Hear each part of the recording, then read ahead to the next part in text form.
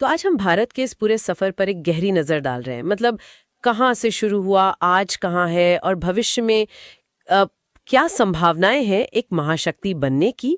हमारे पास कुछ दिलचस्प स्रोत हैं जो इसी यात्रा के अहम पड़ावों को समझने में मदद करते हैं। और शुरुआत करें एक मजेदार तथ्य से। सोचिए, जब दुनिया का एक बड़ा हिस्सा, आप कह सकते हैं, गुफाओं में या शुरुआती दौर में था, तब भारत की सिंधु घाटी सभ्यता में प्रॉपर शहर थे, शौचालय थे। हाँ बिल्कुल। और फिर जब यूरोप में वो जिसे डार्क एजेस कहते हैं वो दौर था, तब यहाँ नालंदा विश्वविद्यालय था, ज्ञान का इतना बड़ा केंद्र। तो सवाल यही उठता है ना, क्या भारत फिर से दुनिया के लिए वैसा ही एक आकर्षण का केंद्र बन सकता है? चलिए इन स्रोतों की मदद से इसी को समझने की कोशिश करते हैं। प्राचीन भारत की बात करें तो वो वाकई ग्लोबल हब था। सिंधु घाटी की प्लानिंग देखिए, नालंदा का ज्ञान। बिल्कुल। रोमन साम्राज्य तक कहते हैं भारतीय मसालों और कपड़ों का दीवाना था। हाँ ये बात तो है। और सिर्फ मसाले या कपड़े ही नहीं, वेनसांग जैसे यात्री ने लिखा कि भारतीयों के लिए ज्ञान सोने से भी ज्यादा कीमती था। और ये सिर्फ ज्ञान या संस्कृति की बात नहीं थी, आर्थिक रूप से भी देखिए। स्रोत बताते हैं कि लगभग 1600 ईस्वी के आसपास दुनिया की जीडीपी में भारत का हिस्सा कोई 25% था। 25%? ये तो बहुत बड़ा आंकड़ा है। हाँ, मुगल साम्राज्य उस समय दुनिया के सबसे अमीर शासनों में से एक था। ये उस वक्त की आर्थिक ताकत दिखाता है।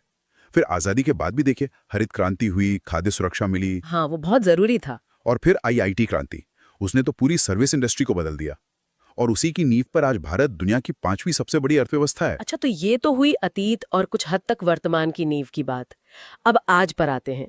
स्रोत कहते हैं कि आज भारत के आकर्षण के 3 मुख्य स्तंभ हैं। एक तो है डिजिटल ताकत, हाँ, दूसरा सांस्कृतिक प्रभाव और तीसरा उसका बढ़ता हुआ रणनीतिक महत्व। डिजिटल ताकत की बात करें तो यूपीआई का उदाहरण सबसे पहले आता है दिमाग में। बिल्कुल। ये सिर्फ पेमेंट सिस्टम नहीं है, ये दुनिया का सबसे बड़ा real time digital payment infrastructure बन गया है। और कमाल की बात यह है कि गूगल जैसी कंपनी भी अमेरिका में ऐसा ही कुछ चाहती है। हाँ, और अब तो ये भी सुनने में आ रहा है कि भारतीय स्टार्टअप्स 5G तकनीक में एरिक्सन, नोकिया जैसी बड़ी कंपनियों को टक्कर दे रहे हैं। सही बात है, ये वाकई बदलते भारत की तस्वीर है। और फिर दूसरा स्तंभ है सांस्कृतिक प्रभाव। योग को ही ले लीजिए, आज वो सिर्फ भारत की चीज नहीं रही। यूएन ने अंतर्राष्ट्रीय योग दिवस घोषित किया, पूरी दुनिया अपना रही है। सही कहा। और बॉलीवुड, दुनिया में सबसे ज्यादा फिल्में बनती हैं यहाँ। इसका कल्चरल इम्पैक्ट तो है ही। ये भारत की सॉफ्ट पावर है, मतलब बिना किसी जोर जबरदस्ती के दुनिया पर असर डालना। ये आज के जमाने में बहुत महत्वपूर्ण है। आया दुनिया की लगभग 60% वैक्सीन यहीं से गई। बिल्कुल, ये बहुत बड़ा योगदान था। और G20 जैसे बड़े मंच पर, जहां दुनिया की टॉप 20 अर्थव्यवस्थाएं हैं, वहां भारत का नेतृत्व करना, ये भी तो इसके बढ़ते कद को दिखाता है ना? हाँ बिल्कुल। और समझने वाली बात यह है, जैसा स्रोत भी कहते हैं, कि ये तीनों स्तंभ, डिजिटल, सांस्कृतिक, रणनीतिक, अलग अलग नहीं है। ये मिलकर भारत की ग्लोबल पोजीशन को मजबूत कर रहे हैं। ये सिर्फ पोटेंशियल नहीं है, ये असल में बढ़ता हुआ प्रभाव है। भारत की आवाज अब सुनी जा रही है। लेकिन कहानी का दूसरा पहलू भी होता है हमेशा। स्रोत चुनौतियों को भी नजरअंदाज नहीं करते। अंदरूनी समस्याएं भी कम नहीं हैं, जैसे युवाओं में बेरोजगारी, खासकर 15 से 29 साल के ग्रुप में। आंकड़ा तो 23% तक बताया गया है। ये चिंता की बात है। बिल्कुल, ये एक बड़ी चुनौती है।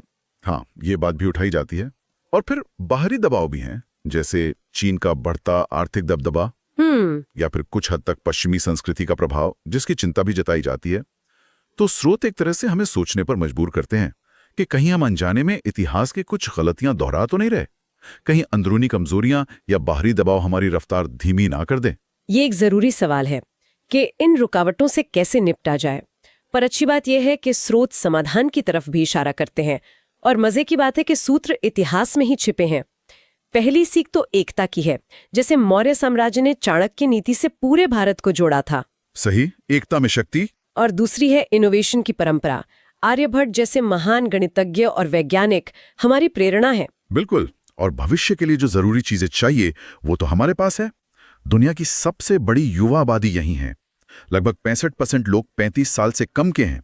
ये ऊर्जा का भंडार है। हाँ, ये तो बहुत बड़ी ताकत है। डिजिटल इंफ्रास्ट्रक्चर तेजी से बढ़ रहा है और एक स्थिर लोकतांत्रिक ढांचा भी है। तो मतलब सारे तत्व मौजूद हैं, बस उन्हें सही दिशा देनी है। बिल्कुल।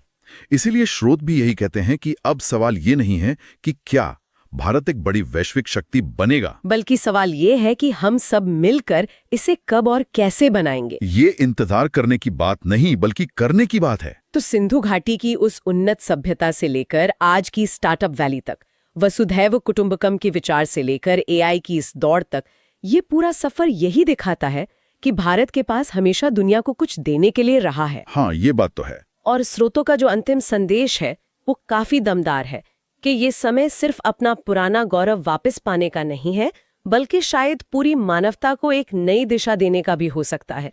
क्योंकि कहते हैं ना, जब भारत जागता है तो दुनिया देखती है। बिल्कुल। और ये हमें इसी विचार के साथ छोड़ जाता है कि भारत को अपनी पूरी क्षमता तक पहुंचने के लिए अब किन ठोस कदमों की जरूरत है। ये सिर्फ एक सवाल नहीं, ये आगे की राह बनाने का एक मौका है।